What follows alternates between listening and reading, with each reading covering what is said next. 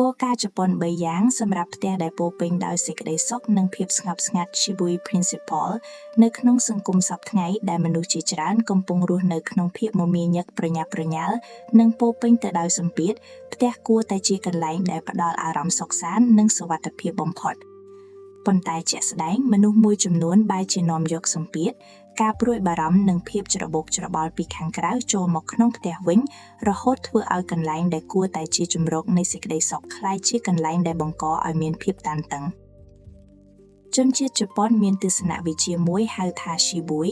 ដែលសំដៅលើភាពស្រស់ស្អាតបែបសាមញ្ញស្ងប់ស្ងាត់មិនលេចធ្លោពេកប៉ុន្តែមានតម្លៃជ្រាលជ្រៅ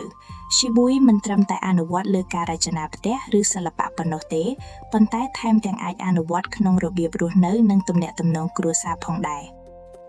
ថ្ងៃនេះយើងនឹងស្វែងយល់អំពីគោលការណ៍ជប៉ុន3យ៉ាងដែលអាចជួយឲ្យផ្ទះរបស់អ្នកក្លាយជាកន្លែងពោរពេញដោយសេចក្តីសុខនិងភាពស្ងប់ស្ងាត់ 1. តិចប៉ុន្តែមានន័យ less but meaningful គោលការណ៍ដំបូងរបស់ Shibui គឺការរស់នៅដោយមានតែអ្វីដែលចាំបាច់និងមានតម្លៃពិតប្រាកដ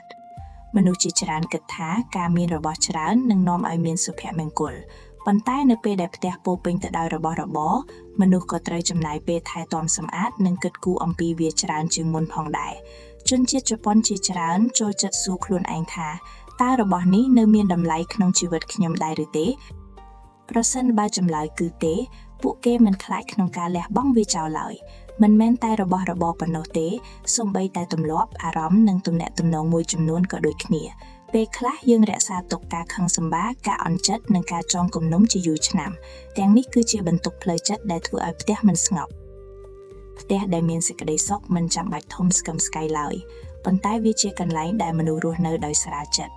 នៅពេលដែលអ្នកកាត់បន្ថយរបស់មិនចាំបាច់អ្នកនឹងមានកន្លែងទំនេរច្រើនជាងមុននៅពេលដែលអ្នកកាត់បន្ថយការត្អូញត្អែអ្នកនឹងមានស្នាមញញឹមច្រើនជាងមុន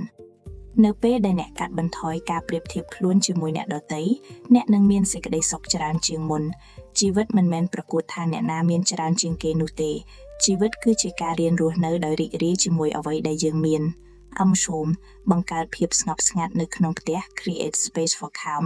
ជនជាតិជប៉ុនយល់ថាភាពស្ងប់ស្ងាត់គឺជាថាមពលមួយមនុស្សជាច្រើនខ្លាចភាពស្ងប់ពួកគេតែងតែបើកទូរទស្សន៍បើកទូរស័ព្ទឬស្ដាប់អ្វីមួយគ្រប់ពេលប៉ុន្តែចិត្តរបស់យើងក៏ត្រូវការពេលសម្រាកដូចរាងកាយដែរផ្ទះដែលមានសេចក្តីសុខមិនមែនជាផ្ទះដែលពោរពេញដោយសំឡេងនោះទេវាជាផ្ទះដែលមានកន្លែងឲ្យមនុស្សអង្គុយស្ងៀមសម្រាកនិងគិតពិចារណាសាកល្បងចំណាយពេល10នាទីក្នុងមួយថ្ងៃដោយបិទទូរស័ព្ទអង្គុយផឹកតែមើលដើមឈើមើលព្រះអាទិត្យលិចឬគ្រាន់តែដកដង្ហើមយឺតៗពេលខ្លះសេចក្តីសុខមិនមែនមកពីការទទួលបានអ្វីថ្មីទេវាមកពីការឈប់រត់តាមអ្វីមួយផ្លែតនៅក្នុងគ្រួសារក៏ដូចគ្នាមិនចាំបាច់និយាយគ្រប់ពេលនោះទេពេលខ្លះការអង្គុយញ៉ាំបាយជុំគ្នាដោយស្ងប់ស្ងាត់ក៏អាចធ្វើឲ្យយើងមានអារម្មណ៍កក់ក្ដៅជាងការសន្ទនាវែងឆ្ងាយភាពស្ងប់ស្ងាត់មិនមែនជាភាពឯកោទេវាគឺជាកន្លែងដែលចិត្តអាចសម្រាកបីឲ្យតម្លៃលើរឿងតូចៗប្រចាំថ្ងៃ appreciate simple moments Shibui បង្រៀនយើងថាសុភមង្គលពិតប្រាកដច្រើនតែស្ថិតនៅក្នុងរឿងតូចៗមនុស្សជាច្រើនគិតថាពួកគេនឹងសប្បាយចិត្តនៅពេលមានផ្ទះធំជាងនេះមានឡានថ្មីមានប្រាក់ច្រើនជាងនេះមានការងារល្អជាងនេះប៉ុន្តែសុភមង្គលតែងតែរត់ទៅមុខយើងមួយជំហានជានិច្ចនៅពេលដែលយើងទទួលបានអ្វីមួយយើងក៏ចង់បានអ្វីថ្មីមួយទៀត Shibui រំលឹកយើងឲ្យឈប់មើលទៅឆ្ងាយពេកហើយងាកមកមើលអ្វីដែលមាននៅចំពោះមុខ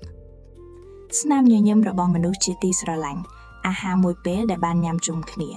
ខ្យល់ត្រជាក់នៅពេលព្រឹកភ្លៀងធ្លាក់ស្រាលៗសៀវភៅល្អមួយក្បាលការគេងលក់ស្កប់ស្កល់ទាំងនេះសុទ្ធតែជារឿងតូចៗប៉ុន្តែមានតម្លៃមិនអាចវាស់បានមនុស្សដែលចេះដឹងគុណចំពោះរឿងតូចៗគឺជាមនុស្សដែលរកឃើញសុភមង្គលបានច្រើនជាងគេមិនមែនព្រោះពួកគេមានច្រើនជាងអ្នកដទៃទេប៉ុន្តែព្រោះពួកគេមើលឃើញតម្លៃនៅក្នុងអ្វីដែលខ្លួនមានរួចហើយសេចក្តីសន្និដ្ឋានផ្ទះដែលមានសេចក្តីសុខមិនចាំបាច់ជាផ្ទះថ្លៃបំផុតទេវាជាផ្ទះដែលមនុស្សនៅក្នុងនោះមានចិត្តស្ងប់គោលការណ៍ Shibui ទាំង3រួមមាន 1. រស់នៅដោយមានតែអ្វីដែលមានន័យនិងចាំបាច់ 2. បង្កើតកន្លែងសម្រាប់ភាពស្ងប់ស្ងាត់និងការសម្រាកផ្លូវចិត្ត 3. ឲ្យតម្លៃលើរឿងតូចៗដែលកើតឡើងជារៀងរាល់ថ្ងៃនៅពេលដែលយើងឈប់ប្រជែងគ្នាថាអ្នកណាមានច្រើនជាងគេឈប់ប្រមូលរបស់ដែលមិនចាំបាច់និងចាប់ផ្ដើមស្រឡាញ់ជីវិតសាមញ្ញៗយើងនឹងរកឃើញថាសេចក្តីសុខមិនបានស្ថិតនៅឆ្ងាយឡើយវាស្ថិតនៅក្នុងផ្ទះរបស់យើងស្ថិតនៅក្នុងមនុស្សដែលយើងស្រឡាញ់និងស្ថិតនៅក្នុងបច្ចុប្បន្នភាពដ៏សាមញ្ញដែលយើងតែងតែមើលរំលង